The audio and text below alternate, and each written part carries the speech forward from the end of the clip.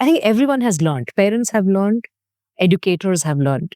Like my own kids, as they went through school, we went through a phase where school absolutely allowed phones to now the schools are banning phones. And I think that's the right way to go. So I think people are skeptical. So they're either ignorant or skeptical. I think both are, if you're an adult responsible for a child, whether you're a parent or an educator, I think that's a good place to start, because then you will ask multiple questions before you allow something to come into your kid's life. Hello, everyone, and welcome to another episode of the EdVance Podcast. I'm your host, Vikas Pota. Today, I'm delighted to be joined by Smita Deorah, co-founder of Lead Group, one of India's largest integrated K-12 school learning systems. Smita began her career at Procter & Gamble, where she spent 8 years, including a posting in Singapore. Through these experiences, she saw firsthand what education can look like when it works for every child. Seeing the learning gap in rural India close up and inspired her to take action. She first founded Sparsh, a charitable trust that learns CBSE schools in rural Maharashtra. Her work in these schools led her to build not only schools, but also the systems needed to support teaching and learning at scale. Today, Lead serves more than 9,000 schools and supports over 60,000 teachers across more than 400 cities in India. The organization operates through 3 brands: Lead Learning System for affordable private schools in Tier 2 and Tier 3 cities, Pinnacle for world-class curriculum, and Fluento by Miss Curie, an AI-powered spoken English tutor designed for children who have never had access to a fluent English speaker. Smita joins us today to share her journey and the growth of Lead Group, but more importantly is her perspective on expanding access to quality education through innovation and scale. Smita, it is a pleasure to have you with us today. Welcome to the EdVance Podcast. Thanks, Vikas. It's always a pleasure to speak to you. And Smita, tell us about the Lead Group, what you do, and the genesis of your organization. So we provide learning systems to affordable schools across the country, across India. This learning system uplifts student outcomes in every school, all the way from pre-K to grade 10. And basically, the learning system is a deeply integrated solution of curriculum and technology that schools, teachers, and leaders, school leaders can use seamlessly to improve outcomes in their school. We now partner with around 9,000 schools across the country, serving over 4 million students. The genesis, of course, was that, I grew up here in India, but I was fortunate enough to work with P&G in Singapore. And Singapore is amongst the top ranked PISA countries. India was, amongst the bottom in the only year that we tested ourselves. And I think that is something that made me very curious about this space, that, as a country, we want to be and we dream to be great. But how do we become great if our human capital is not great? And, so how do we ensure that all our future generations actually are learning really well? And I think it is that sort of equity, I would say, mindset that brought me back here. And I didn't know much about education then. So I started by running a school. I got in really deep to first understand before I could even imagine how to solve for this problem. Smita, India gave the word guru to the world. What happened to its own reverence of teachers? We've been really impacted by the industrial age, I guess, because we made, certain decisions about our education system when we got independence. And those were made with a certain context. And in that context, basically, with that industrialization, the context was you have to run these education centers, which basically just prepare this population and prepare people to work in these industries and in these factories. And I think we've been just running it, if I may say, a little blindly since, because that is not where the world is now, and that is not where India is now. And that's absolutely also not where India wants to be in the future. So if you want to build thinkers, if you want to build independent thinkers, independent builders, then we have to really change the way we design our education system. And, for any country of our scale to be able to do it, it also requires a lot of political courage and will. So I think it's a journey. It's good that Indian government took the call of the national curriculum framework, and before that, the national education policy, because it's sort of saying that, hey, we're going to change our education system, and there are steps that they're taking. So it's definitely in there's at least recognition that we need to solve it. It's taking us some time, but I'm really sort of feeling very positive about what the future holds for us. But how do you get those that are the children of today in classrooms all over India to and the best and the brightest of them to consider teaching as an attractive profession? They have to see inspiring teachers, because ultimately, if I look at all of us, in early childhood or in our teens, we're inspired by what we see around us, and individuals who we see make a huge difference. And when that happens, you actually you consider becoming teachers. So I think that is one. The second is that teaching is a profession which is complex. It requires, strong skills. It requires complex thinking. And I think we have, as a country, we need to move our teacher education to some of the top institutes. So engineering is taught by some of the top institutes. Medicine is taught by some of the top institutes. And, when I was, 14, 15 years back, when I got into this space, when I looked very deeply at what Finland did, I think they did a magical thing, right? They basically shut down all their teacher training colleges and they moved it to the top universities in the country. So I think that is a decisive move one can make. And, if you have to go through the same rigor, suddenly it'll become aspirational. Something that's a little hard to get to is aspirational. So I think that's the second leg of it when we, on how we can make teaching aspirational. Fantastic. I couldn't agree with you more. Tell me, like, you must go to lots of schools in India, and you've made the very kind offer, when I come to India next, you're going to take me to some schools. But, Yes. but tell me, Smita, in terms of like, what is a typical school in India? What does it look like? How does it function? And what is the problem you're solving? Yeah. A typical school, affordable school in India, which is basically the largest number of schools that we have in the country, would be a building where when you enter the classroom, it has a blackboard. There are desks or benches which are in rows and columns, and pretty much that's about it. And these kids are coming to school, and essentially, when you see a classroom, that classroom is being run by a teacher with a chalk in one hand and a textbook in the other hand. Now, you can just imagine what will happen in such an environment. It is largely rote learning because the teacher is just basically reading from the book, and then she's just getting the kids to memorize what they're seeing there. She's, in fact, doing question and answers live in front of them. And is that different to a government school? Government school is very similar. I would say it's a few notches worse. Of course, there are exceptions, right? Like you have these really star teachers who are very driven. I mean, I'm not counting on the exceptions, but government schools are worse because in government schools, this teacher is half the time not there in the classroom. There are kids in the classroom, but the teacher is not there, or the school is so understaffed because the way the government does the math of providing teachers is if there are 40 kids, there'll be a teacher. Now, the 40 kids could be split across 4 classes. So you actually need 4 teachers, but the school will be assigned 1 teacher. So the government schools are really, really worse than this. But yeah, like a typical Indian school is still stuck here. And this is how it was when I went to school, 35, 40 years back. And it's unfortunate that we've not been able to make a change at scale. And that's where we came in because, what we do is essentially we transform this classroom by making it multimodal. So we give a tablet to the teacher where she now is not teaching from a textbook, but she's teaching from exemplar lesson plans. We embed a lot of teaching, we embed a lot of sort of slides and video material in this. We put a display device, in every classroom. So it is a TV, and this tablet can actually cast whatever content she wants on the TV. And now, and we provide like a learning kit which sits in the classroom which students can share.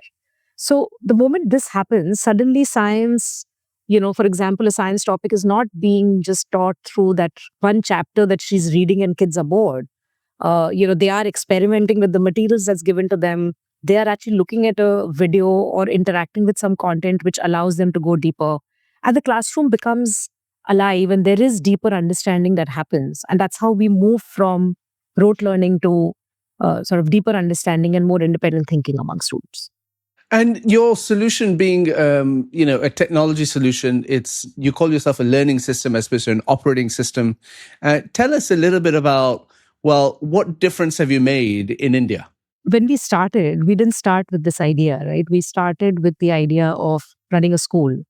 And as school leaders, what we found was that there are three things that are foundationally a challenge in all of these schools. One, that all the kids have learning gaps. These are English medium schools. Kids are not fluent in English, so then they do not understand any other subject. And there are learning gaps because of the kind of backgrounds that they come from, or homes that they come from. Like many of them are first generation learners. Second is teacher capability is really, really, really low. I think the Indian B.Ed program is not doing justice to anyone, and that's where I mentioned that transformation is needed. Third is that these schools are resource constrained because, the parents only afford that much. I think in this context, our big learning was that when you want to create transformation in such a context and you want to create it at scale, then systems and technology systems that change behaviors of people in that school environment are very powerful. Now, what do I mean by that? That if I train a teacher and tell her, hey, you should teach in XYZ manner, it is hard for her to bring that into the classroom because she's not that skilled. She cognitively does not fully understand how to do it. But instead, if I give her an exemplar lesson and I tell her that, okay, now follow this, and that lesson embedded has, let's say, a pedagogical approach. If I take the example of math, if it uses the pedagogical approach of concrete pictorial abstract, which we learned from Singapore, uh, then suddenly she's doing something different in the classroom. And a lot of her learning is post facto. It may not be in the beginning. It's that she's executed her class and she said, hey, this was amazing. I got it, they got it. You know? And then when you take that forward, school leaders are no longer doing rounds to get only a feel of what's happening in a classroom. They can look at both the classroom and the data to say, hey, I think here are my kids who are struggling. Here is my teacher who's struggling. So I think the big shift that we've brought is that by bringing in systems in that same environment where teacher capability is low, where students have gaps, in a very, very low cost manner, when we do that, we've uplifted their environment through the implementation of a system. Uh, Another example I would take, Vikas, is during COVID, everyone spoke about learning loss. And, our response was our kids already are behind. There's nothing new here because our curriculum, has been fundamentally designed to accelerate learning and bring kids out of their learning gap onto the grade level within an academic year. And when you design for that environment through your system, I think that is how you basically get to impact. Now, some of the numbers or some of the metrics I would say nationally across our schools now for 8-9 years consistently, we've delivered 1.5 years of English skill growth in terms of reading fluency, comprehension, writing ability within one academic year, which means that kids who are 2 to 3 years behind grade level get to grade level in 2 years. Across the country, our average mastery is 75% to 77% across all subjects for students. And our board results, CBSE board results, which are now competency based, they are testing for application skills. They're not necessarily testing only for rote. Even from these small towns, our kids, our average results are 1.5x better than national average. So I think these things over a long period of time are showing that kids are getting it. They actually can apply their learning. They truly understand the concept as we, as teachers and schools, implement our system. Smita, that was really fascinating, and congratulations on all the success that you're seeing. We will come to a question later on today in this interview about what would you do if you're the Education Minister of India. But before we get there, what I find quite interesting is your attempt at replication of high performance in schools across thousands of schools. And what I'm trying to understand from your perspective is what the actual anatomy of scaling and performance is. Is it about bulletproof standardization, or do you have to give up control and trust local empowerment? What approach does your experience bear out? So, one, I would say standardization is never the answer. It's basically a system that allows personalization, because education is not standardization. Every child is unique, every classroom is unique, and you need to build a system that allows for that uniqueness to thrive and for students to grow from there. Uh, but I would say the combination of systems that get teachers and school leaders and parents to do the right things, to use the right pedagogy, to treat content as content and not as the main learning, to focus on the learning outcomes, use data to choose where will I spend my time and where I don't need to spend my time because a teacher or a student is doing well. So I think that plus building capability on ground with the schools for them to really use the system and make the most of it. So even within our thousands of schools, we see there are school leaders who are doing 10x better than the others, because they have the same mission as us. So they are truly working in the same direction. They see the value of the system, and they are figuring out, how do I use the system to make things better for every student and for every teacher. So, ultimately it's a combination where systems uplift the entire sort of population, the thousands of schools. But then from there, you will have the few hundred teachers or a few thousand teachers who are actually using the system in a much more advanced manner for them to go higher. And that has also over time, because inspired us to do two things. One is sort of similar to what you've been trying to do, that how do you recognize some of this exceptional work from teachers and schools and bring it forward to everyone else in the ecosystem so that they can get inspired by it and learn. So, for example, we've been running this Shiksha Awards for a while. It's basically for the teachers who are using the system to truly move the needle on student learning. And we recognize them nationally. And, because of that, not only are they inspired, a lot of others see, those who are non-believers see that, hey, this is possible. Similarly, schools, we have school leader awards. So I think it's also creating sort of a community around it. So I would say three layers, really: the system.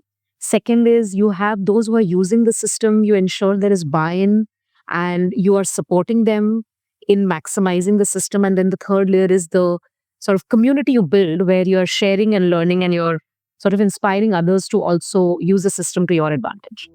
Academic excellence begins with a great school culture.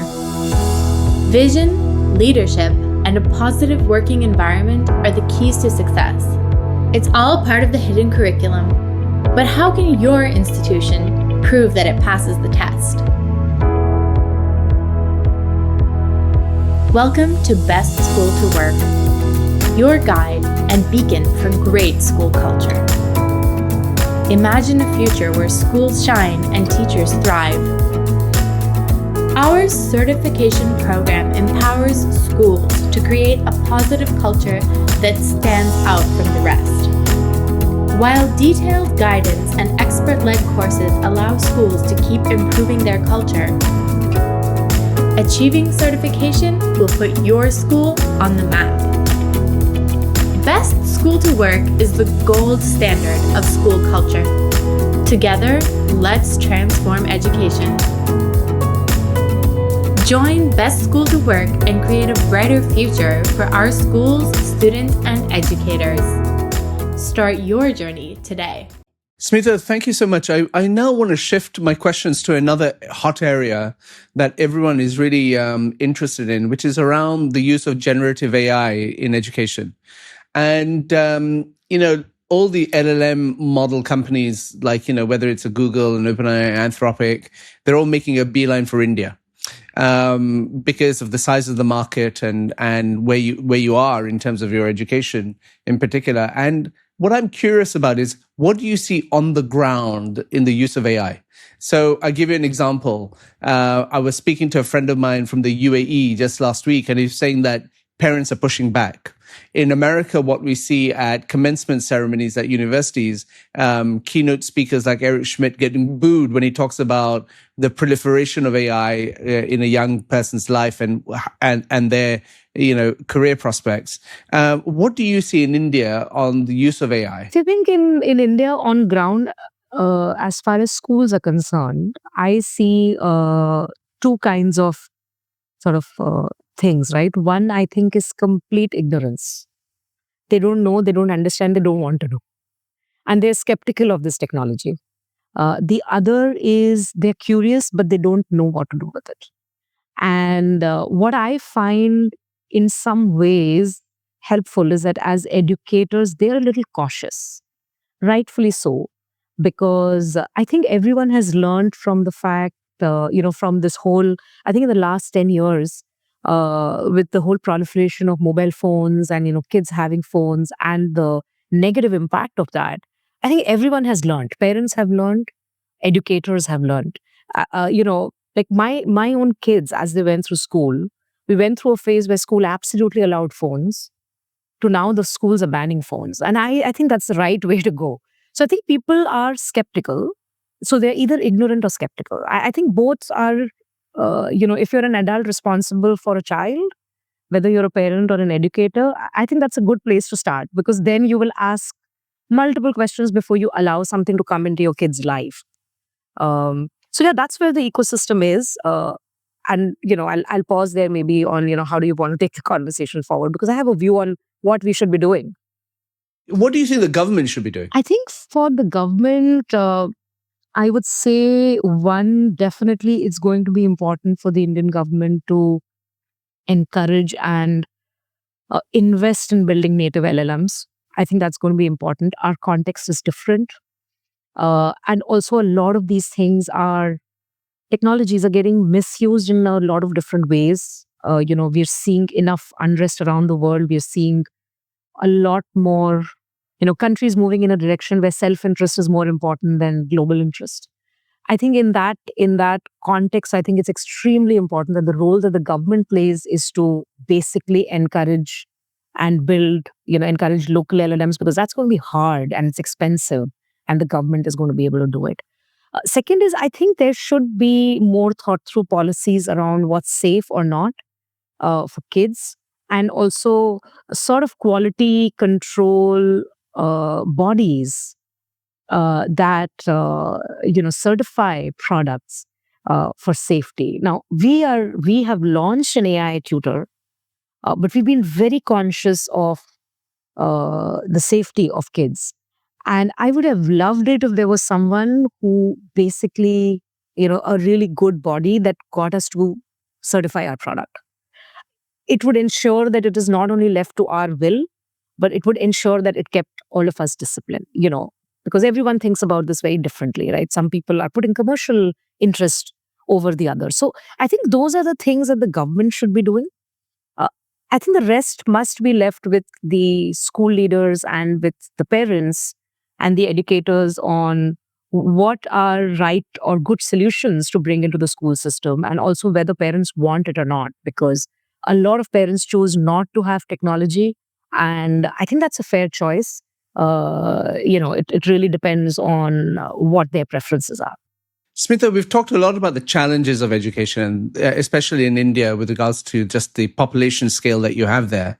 What is the one thing that you would want everyone to know about Indian education who doesn't reside in India already, that is a positive, positive spotlight on what happens in India? I think there are 2 or 3 positive spotlights, Vikas, not just one. I think one is that the Indian parents are extremely aspirational for their kids. Like, they would do anything for their kids to get a great education.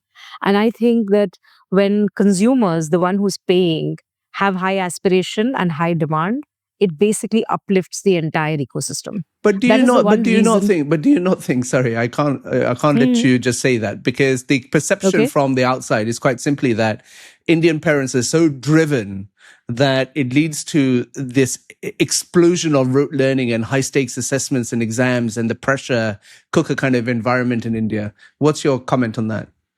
That's also true. So, yes, some of them do take it to an extreme. And I think, especially by the time the kids get to grade 11, 12, and there is this whole test prep sort of pressure and fever, that extreme also exists. I totally agree with that. But I think that extreme is a certain pocket, but it sits on the fact that parents are aspirational and they understand that education is the ticket for my child to leave my current economic orbit and move to something else. And that's where also private schools thrive, because I think an ecosystem where consumers are demanding and they pay and they demand something or they want something better, it overall uplifts the entire ecosystem.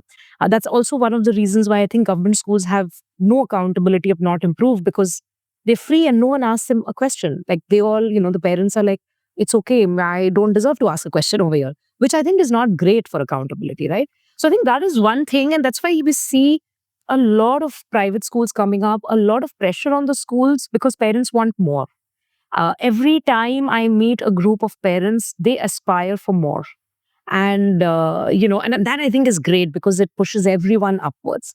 The second thing that I think is great about the ecosystem is that with all the media news that we hear about the government, sort of villainizing the affordable schools and all of those things, our regulatory ecosystem does allow for a local entrepreneur to open a school and to invest in a school and to actually grow a school. So there is a lot of local entrepreneurship. And that's why you see in our country, it's not necessarily all chains. A lot of the schools, 90% of the schools are run by teachers or local families, affluent families who now want to do something good. So I think that's the other thing, that there is a thriving ecosystem of entrepreneurship. So I think these two things are sort of really, really great about India. Now, the third thing that has come in is there is an open dialogue about rote is bad. And we want students to build skills. And that has started happening with the national education policy. I love the fact that the NEP started, like, I think in the first or second page, it acknowledges the problem of rote learning. Because if you don't acknowledge the problem that you have, nationally, you're not going to make a shift. So rote learning is now an acknowledged problem. 15 years back when I started, no one thought that there was a problem. And I think that itself means that we're in a more aware zone as a nation and people are pushing to move in a different direction. So I would say those are three very exciting things right now. Smita, this podcast is really for those leaders that are looking to just take on new ideas to make their institutions and their organizations to be more high performing. You, as someone who has built a unicorn business in India, in such a complex environment in India, would have learned a thing or two as to how you build, how you scale, how you think about high performance, how you deliver quality, how you standardize process. You've got the scars on your back, I'm pretty sure. And so, we ask all our guests, what are your top 3 lessons to those listening to this podcast about high performance? So let's go over and cover your 3. So please start with the first. So my first one would be, and this was a personal learning for me, is that, always work vision backwards, goal backwards versus today forward. Today forward gets your brain to think incrementally. You get very, very constrained by all the challenges in your reality today, like in the environment today. But when you work vision backwards, you're basically, allowing yourself to think outside the box. You're allowing yourself to imagine things, or, say that I can make something like this happen, even though you might not know exactly how to do today. I think that's the one big thing that has helped us scale. When we started, we said that we want the same level of outcomes with these kids that the kids in metros in the international schools have. We will apply some of the pedagogical approaches we are seeing in IB, and we want to bring it to these places. And we never allowed ourselves to think it's not possible. Now, if you're working vision backwards that, hey, every kid deserves that, then you are figuring out, okay, so how am I going to do it? So the question in your mind changes. So I think that is the first big one. I think in many, many ways as an organization, we've pushed our thinking to extremes because we've always started vision backwards saying, hey, this is what we want to make happen. Let's figure out how. And there's never been a question on whether it is possible. All the questions in the teams are, okay, so how am I going to make it possible? What am I going to do about it? So I think that would be the first. So what did you manifest? What I manifested many years back, Vikas, was these kids, some of these kids being as confident as and sort of confident. See, confidence is an outcome of what you believe about yourself, right? Like you feel that you're capable and you are confident. These kids being as confident as some of the kids I would see in metros and, in a Mumbai or in any of these places. And that is what I manifested, to be honest. I did not manifest a number in my mind. In my mind, it was always about this outcome. And I always thought that whatever number of students we reach will be a privilege, both a privilege and a responsibility. So I'll work in that direction. And just recently, I met some of our students. Our teachers had brought them to IIT Bombay, which is one of the top institutes. And I was interacting with an external speaker with 150 kids. And I was just blown away with their confidence. We were both as speakers. So it was a similar setup. It was like a fireside chat. He's an alum of IIT Bombay, a founder of Tech Fest. And, we were sort of thinking that, oh, maybe we'll have to go a little, we'll have to get the kids out and speak up. And these kids were well read and confident, very aspirational. And it just blew my mind. So I think that is what I manifested. And that's where we are. Somewhere 5 years back, I manifested that I always knew that this is work that goes far beyond my lifetime. So how do we build an organization that continues to be mission oriented in the same way and continues to work vision backwards in the same way? And I think the recent announcements that we made of some of our leaders getting sort of elevated into the leadership team is the first sign of that sort of happening. And, it makes me feel really good. And let's go to your second lesson. Second one, I think, would be, for any organization or for any founder to really build a growth mindset. See, you can only start with an outcome that you want. You cannot be sure about how it's going to play out. You're going to go through a journey of learning. You'll go through multiple failures, and you have to really continue to stay in love with the mission that you're on and not fall in love with your product or not fall in love with your way of doing things. Because you'll realize that often your way of doing things or your product is not cutting it, and you have to break your product and do something completely different.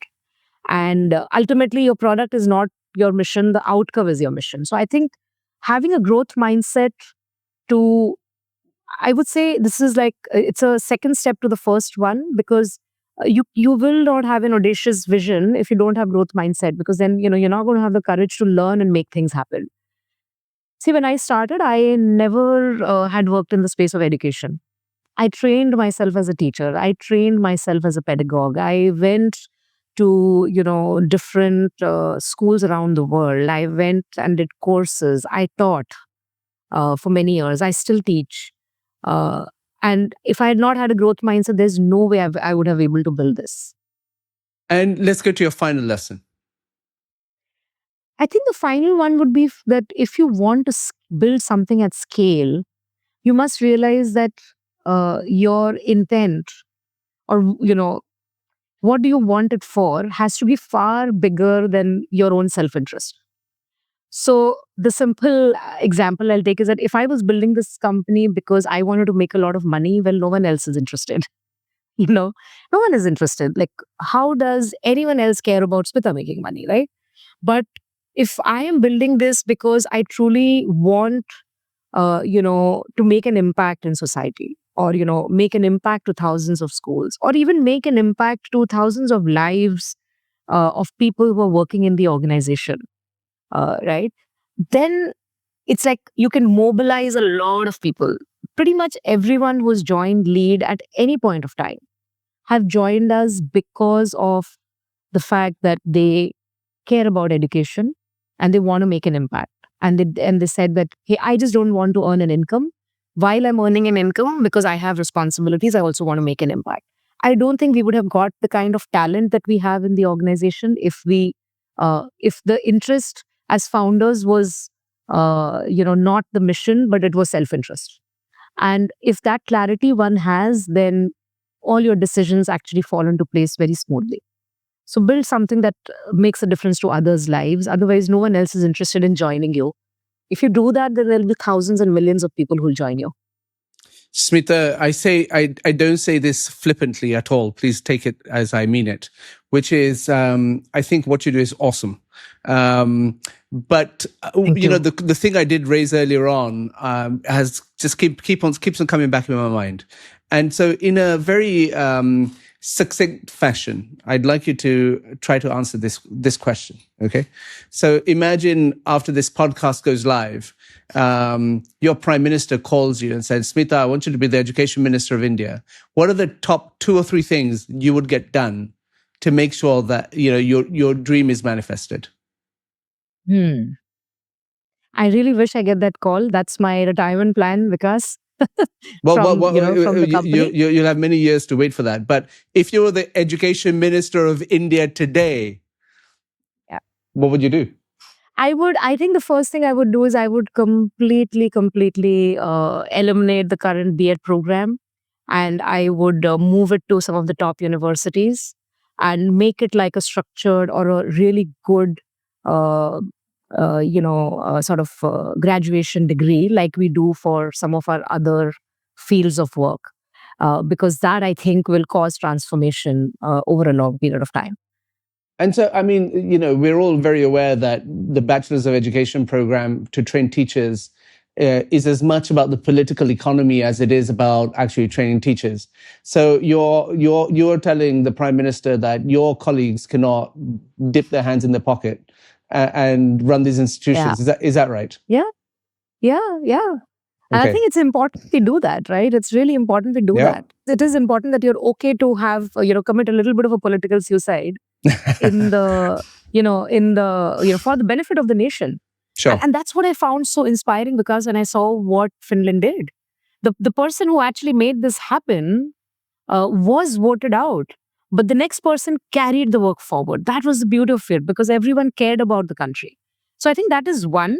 Second, I would say that I would completely take away or transform the way board exams happen, because it's so rote-based, because that's the anchor point. The board exams and the way these test prep exams happen, I think that is the anchor point. It's the end outcome that everyone seems to be working towards. And if you make them more oriented towards application and thinking, I think the rest of the ecosystem will start falling in place.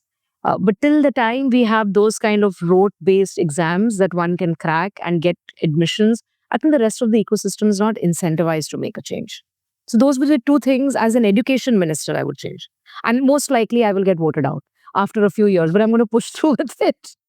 Well, Smita, thank you so much for taking part in this interview. I end by sharing my thanks to all of you for listening to this episode of the EdVance Podcast with Smita Deorah, co-founder of the Lead Group. Smita, in a wide-ranging conversation, actually, spoke about her top 3 lessons for high performance, centered on vision, on growth, and on purpose. First, she mentioned work your vision backwards instead of today forward. When we start from today's constraints, we often think incrementally. When we start with a vision of what is possible and work backwards, we unlock innovation and create solutions that might otherwise never emerge. Secondly, she talked about building a strong growth mindset. High performers are continuous learners who believe they can develop any skill. The mindset you bring to a challenge often determines how far you can go. And third, and probably the most important one, is build something that makes a difference to the world. When people work towards a mission that positively impacts others, they inspire greater commitment, attract more support, and build stronger teams around a shared purpose. Smita, thank you for sharing your journey and insights with us on the EdVance Podcast. If you found this episode useful, please subscribe, share with a colleague, and follow the podcast on whichever platform you're listening to today for future episodes. Thank you all, and thank you once again, Smita. Thank you, Vikas.